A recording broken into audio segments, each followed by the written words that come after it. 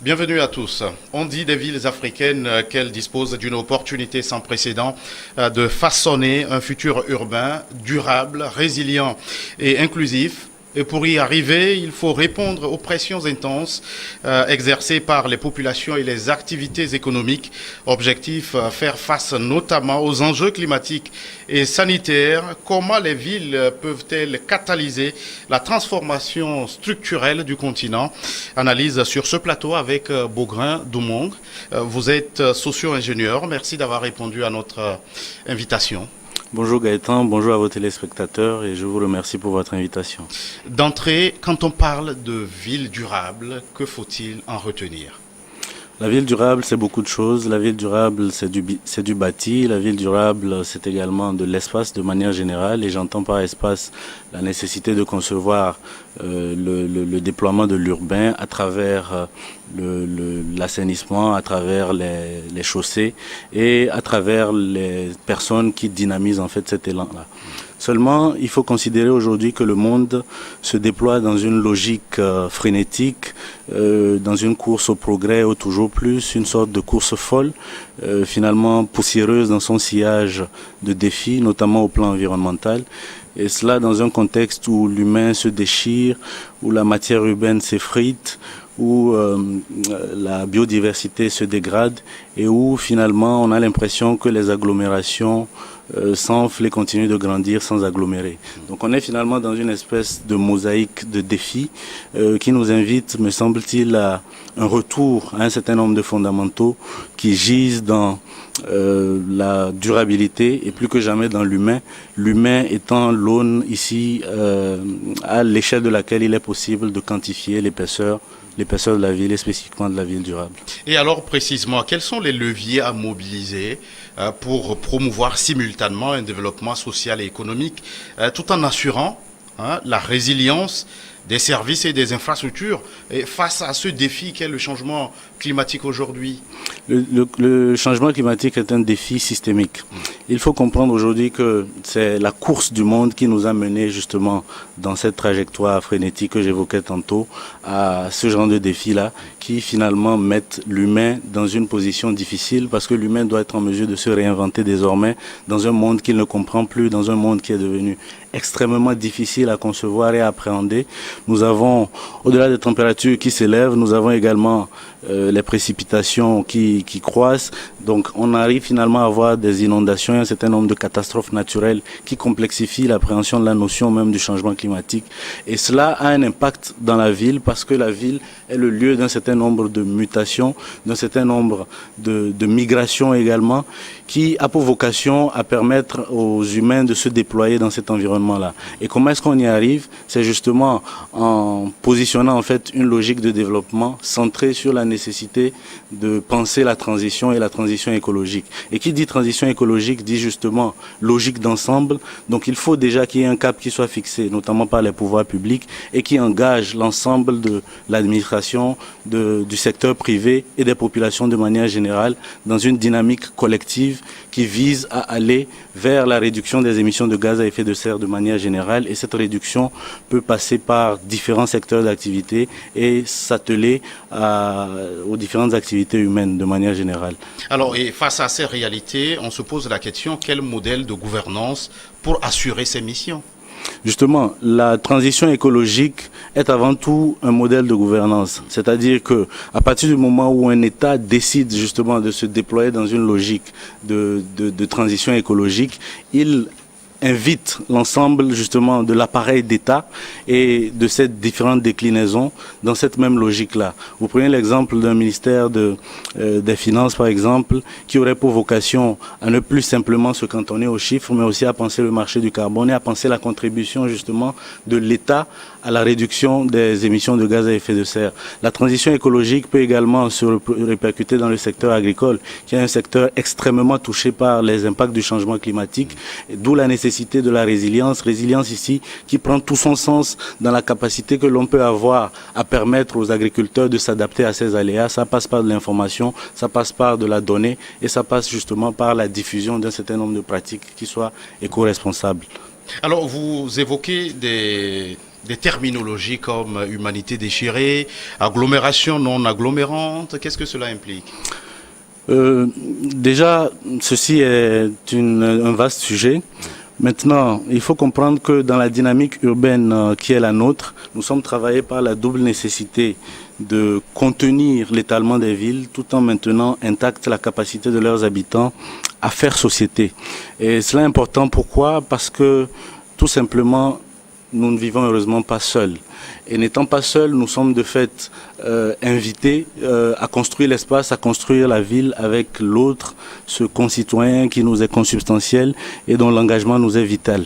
Et cela nous appelle justement à réinventer en fait nos modèles de pensée, nos modèles de comportements, à nous inscrire dans ce que nous théorisons comme étant les comportements bas carbone, lesquels vont nous appeler à une dynamique qui nous positionne comme étant des éléments de continuité par rapport aux autres, dans une dynamique commune, dans une dynamique qui se voudrait progressive et qui pourrait mener justement l'ensemble des personnes à se compléter les uns les autres, laquelle complétude passe par la communion des générations et passe par également l'exaltation de la mixité sociale qu'on pourrait concevoir comme étant le déterminant essentiel de notre urbanité.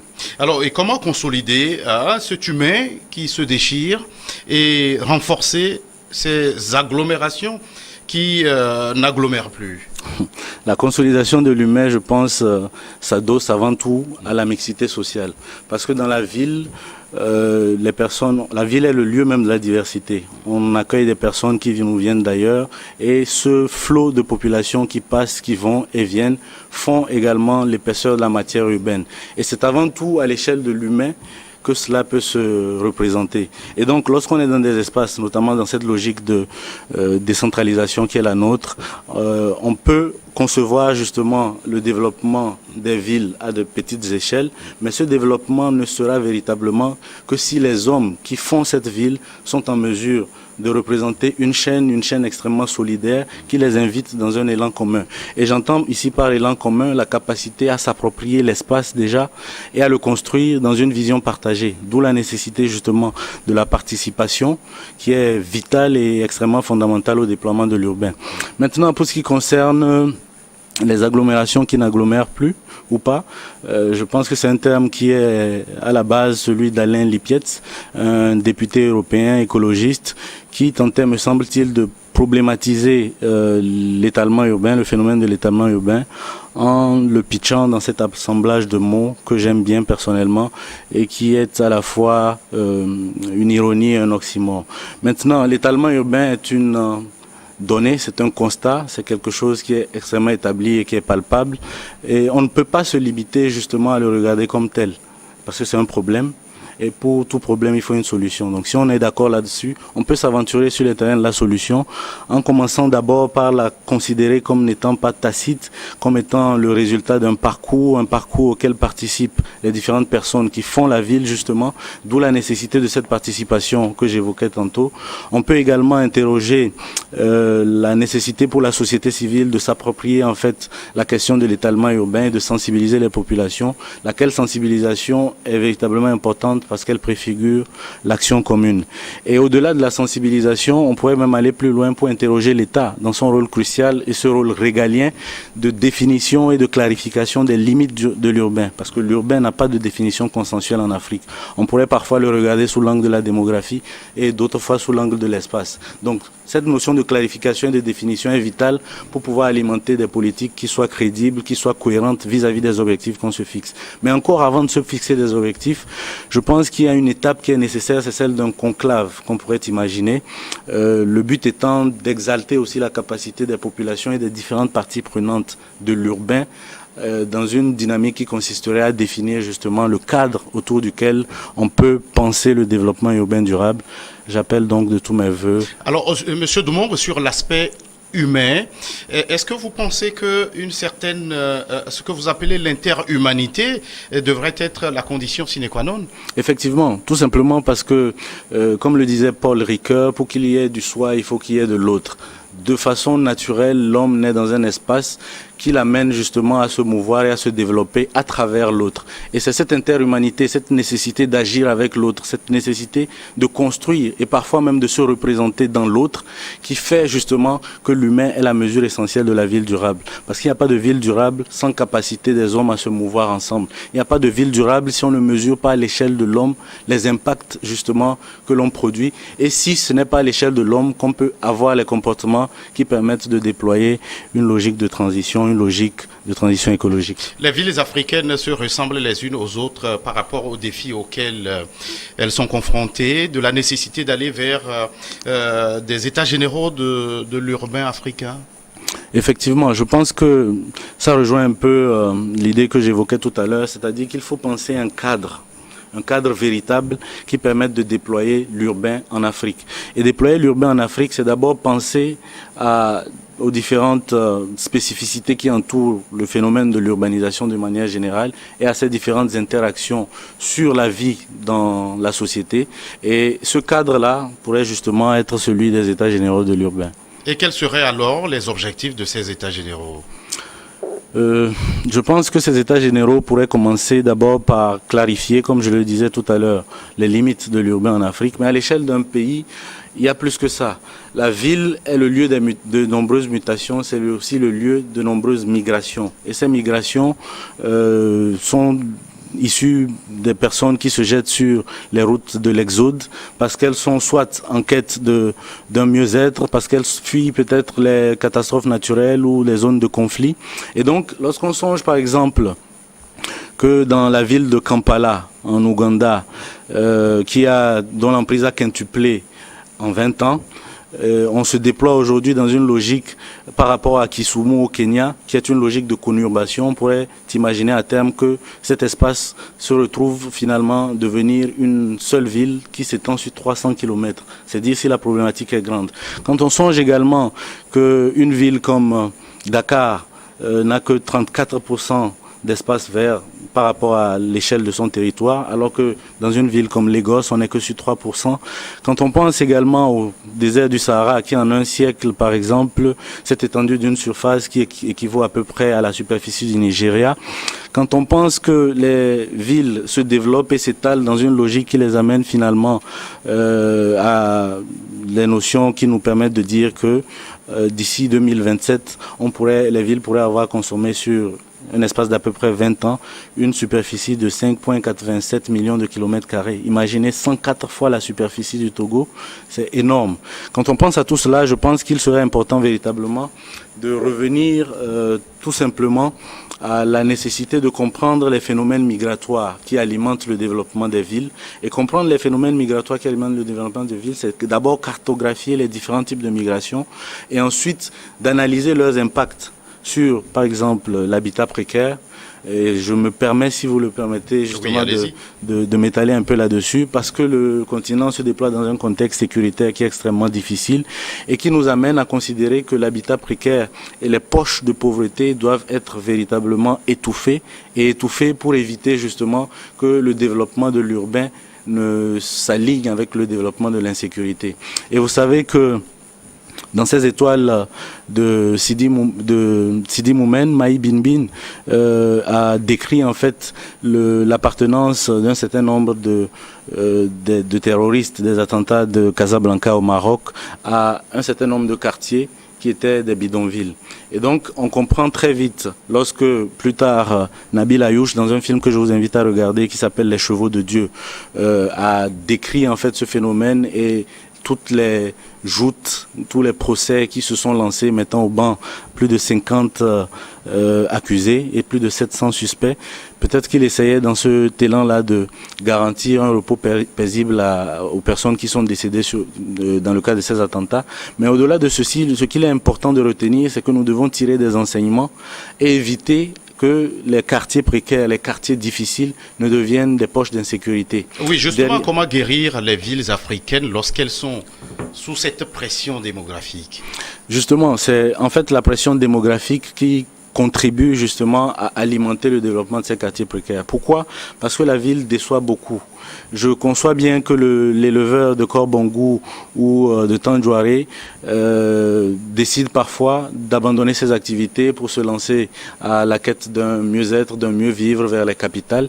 Mais si la ville déçoit beaucoup, c'est parce que les attentes sont souvent parfois trop élevées. Donc dans cet élan-là, dans cette mutation, dans cette translation qu'ils approximent souvent comme étant le déplacement vers le spa et qu'ils finissent par remarquer comme étant une incursion sur un champ de bataille, il est finalement important de comprendre que si l'urbain ou la légitimité du citadin se définit avant tout par l'accès à un emploi et un revenu stable et régulier, l'accès à un habitat, il faut finalement que ceux qui arrivent soient en mesure de s'approprier en fait ces mêmes avantages-là.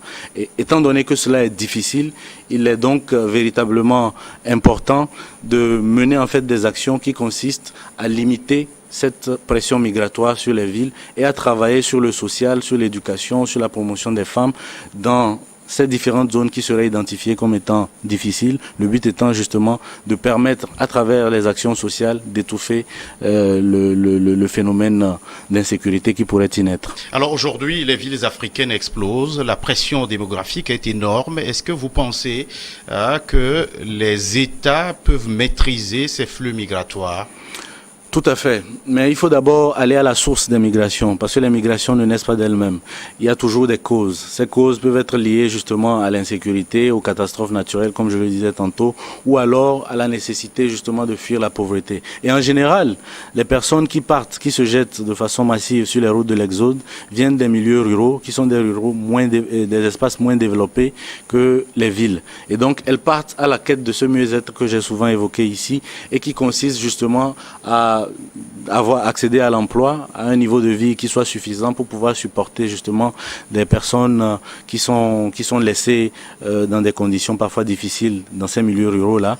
Et donc, lorsque on arrive justement à développer ces espaces, on arrive à étouffer en fait le phénomène en le supprimant à la base. Et je pense que c'est comme ça qu'on pourrait avancer dans une logique étatique en mettant en place des programmes qui visent à scinder justement la problématique, à la comprendre de façon locale, à prendre en compte également les éléments d'ordre culturel qui peuvent contribuer justement à ces migrations pour pouvoir proposer des solutions qui visent à les dynamiter à la base. Et pour vous, le premier mal à traiter, c'est le phénomène urbain? Le premier mal à traiter, mais je préférais dire le premier défi à relever, parce qu'il s'alimente davantage à cause des migrations, lesquelles migrations ne permettent pas forcément justement d'approximer en fait cet élan-là à celui d'un développement qui serait cohérent. Pourquoi? Parce que lorsqu'on ne comprend pas le phénomène migratoire, on n'est pas en mesure justement de proposer des solutions. Et donc, comme je le disais tantôt, c'est les conditions de vie en ville qui stimulent l'exode. Et donc, il y a ce qu'on appelle l'avantage urbain que les économistes politiques approximent dans une logique peu ou prou similaire à la notion de urban bias. Et il faut anéantir cet avantage urbain-là pour commencer par agir de façon véritable et de façon localisée sur le phénomène migratoire et donc sur la maîtrise justement du phénomène urbain. Alors, quel est le principal défi que cette pression démographique fait naître dans les grandes agglomérations africaines? Au-delà de la paupérisation, c'est surtout le défi de l'étalement. Parce que des personnes qui arrivent ont besoin de trouver un travail, ont besoin d'avoir un revenu stable et ont besoin de se loger. Et en général, lorsque ces conditions ne sont pas réunies, elles commencent par chercher des espaces où s'abriter. Et c'est là que naît, par exemple, ce qu'on appelle l'habitat spontané, l'habitat précaire aussi. Et une fois que cette dynamique se densifie, on en arrive finalement à des bidonvilles qui généralement se retrouvent dans des espaces périurbains.